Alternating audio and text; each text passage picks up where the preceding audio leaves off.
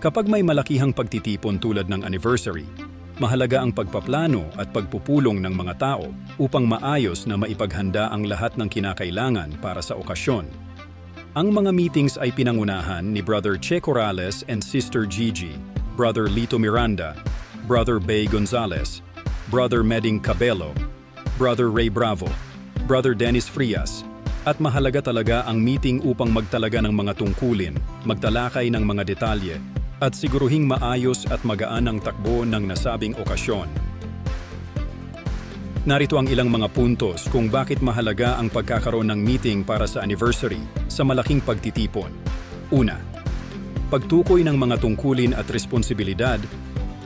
Sa pamamagitan ng mga meetings, maaaring maipasa ng bawat isa ang kanilang mga tungkulin at responsibilidad para sa okasyon. Ito ay nagbibigay ng linaw at sistematikong plano sa paghahanda. Pangalawa, pagpaplano ng detalye at programa. Ang mga meetings ay nagbibigay daan sa pagsasapanahon at pagpaplano ng mga detalye ng programa, mga aktibidad, at iba pang aspeto ng anniversary celebration. Ito ay nagbibigay ng oportunidad para sa kolektibong pagpapayo at ideya. Pangatlo, pagtugon sa mga isyu at pag-aayos ng mga problemang maaring lumitaw. Sa pamamagitan ng mga meetings, maaring masolusyonan agad ang mga isyu at problemang maaring lumitaw sa paghahanda ng anniversary. Ito ay nagbibigay ng pagkakataon na agarang tugunan at aksyonan ang mga ito. Pang-apat, koordinasyon at komunikasyon. Mahalaga ang magkaroon ng regular na meetings upang mapanatili ang maayos na koordinasyon at komunikasyon sa lahat ng sangkot sa paghahanda ng anniversary. Ito ay magdudulot ng pagkakaisa at pagkabuo ng magandang pagsasama-samang tagumpay. Sa huli, sa kabuuan ang pagkakaroon ng meeting ay isang mahalagang hakbang sa paghahanda ng isang malakihang pagtitipon tulad ng anniversary.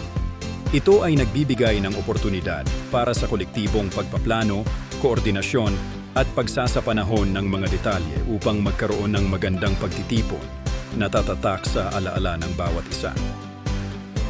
Thanks God, nawa nagustuhan niyo ang video.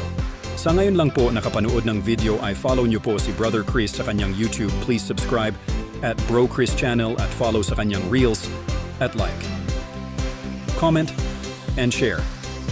Thanks for watching and listening. God bless you. Anumang panahon, anuman ang sitwasyon, pananampalataya sa Diyos ang sagot. Subscribe to Bro Chris channel at Reels Bro Chris Montadraya Jr. now para sa pangaral at payo mula sa Panginoon.